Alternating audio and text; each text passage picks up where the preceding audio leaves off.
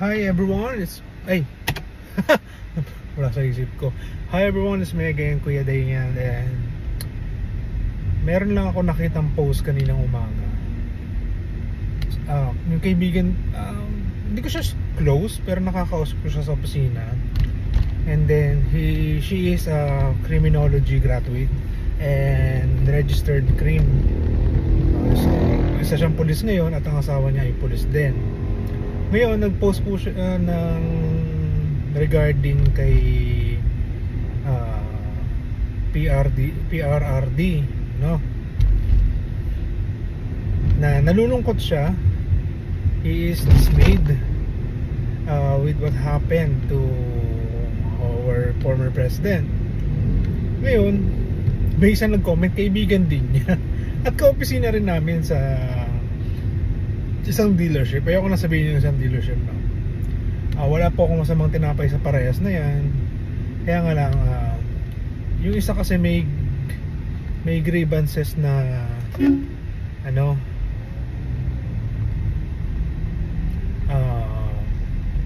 galit siya kay Duterte.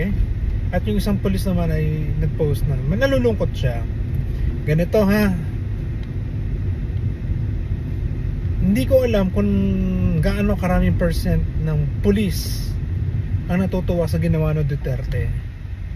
Not only with the war on drugs, pero ito yung pinakamatinding ginawa ni Duterte sa mga pulis. Guys, tinaasan niya yung sahod nila. Bukod tangi sila na tinaasan, yung mga teacher hindi nataasan ng sahod. Diba? So bakit ginawa ni Duterte yon? Number one, para hindi na sila gumawa ng mga sidelines pa na hindi magaganda. Ano yung mga yun? Yun yung mga hold up. Yan yung mga baka may nagkikidnapping pa nga dyan. Ano pa yung mga mga kotong-kotong. Yun, ang ganda nung ginawa niya na yan.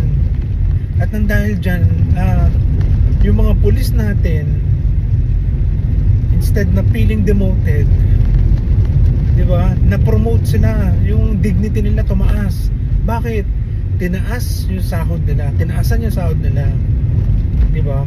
O sige, ganito, ano feeling ng binabaan ng sahod? Anong feeling ng binaba sa posisyon? Diba? Ang lungkot, masakit, parang deserve ko ba to? Diba? Yan ang pinakamagandang ginawa ni former president. Isa sa pinakamaganda, lalo na sa pulisya. Okay? Kaya please, kung may sama kayo ng loob,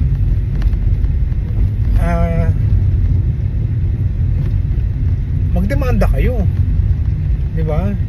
Hindi yung magngangawa kayo sa Facebook. Walang lugar sa Facebook ang mga tanga, mga bobo, gaya nyo. Okay? Isa pang naging benefits na siya ang naging pangulo natin. Actually, magiging honest ako sa inyo, hindi ko binoto si Duterte. Since dating election pa to, sige, ang binoto ko Miriam Defensor Santiago. Okay? Pero okay lang din na hindi siya naging presidente kasi baka hindi rin niya nagampanan yung kanyang tungkulin as a president kasi na wala din siya. Okay? Guys, yung siya bunabawasan. Yeah. Ang gandang bagay yan. Ngayon kung yung sige, sabihin na natin na meron talagang undeserving na hindi dapat mamatay doon. No? Pero pagpalagay na natin doon sa 20,000 na yun or less, more or less, na namatay, mga pusher na talagang pumapatay, pusher hindi ba nila deserve yun? Lumaban? Doon sa mga nanlaban sa mga nanlaban, lumabang kayo natural, babaraling ka ng mga pulis. Kahit ako civilian, may baril ako, tapos nag-drag ka sa amin, babaraling kita. Diba? Self-defense tayo. Ngayon, ito na yung point ko doon. Okay. Halimbawa 20,000 yung namatay. Halimbawa 20,000 ha. Si Duterte ba yung pumatay doon? Direct? Hindi si Direct ha. Siya ba yung pumatay directly sa mga yan? Hindi naman, di ba? Siya ba yung pumunta doon sa lugar ng pinangyarihan ng krimen? At siya ba yung nambarel? Hindi naman eh. Ngayon, may nagsasabi na inutos daw ni Duterte na okay, patayin nyo na lang yan. Guys, it must be written.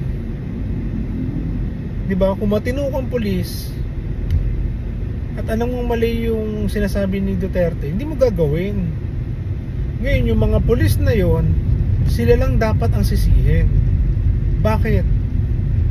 Sila yung nandun sa crime scene. Sila yung may jurisdiction. Sila yung may utak at that time kung dapat mambarilin yung tao. Hindi. Hindi. Pinatay nila. Ang sisi kay Duterte kasi sinabi niya na sige, pag nanlaban, patayin nyo. Totoo naman, pag nanlaban, patay, hindi naman nanlaban. Ang tanong, si Duterte ba may kasalanan, no? Doon ba sa sinabi ni Duterte, yun ba ay mayroong papel na ibinaba sa mga pulis natin? Wala naman binaba eh. Di ba? Napirmado niya, napirmado ng mga PNP chief at that time. Hindi naman eh.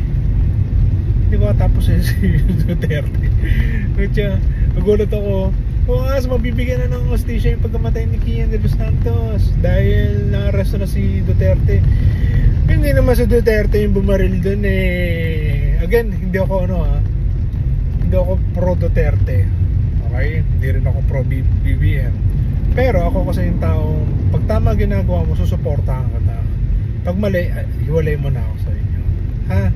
Ganun kasang tao ako. Hindi ako balimbing o whatsoever. Ha?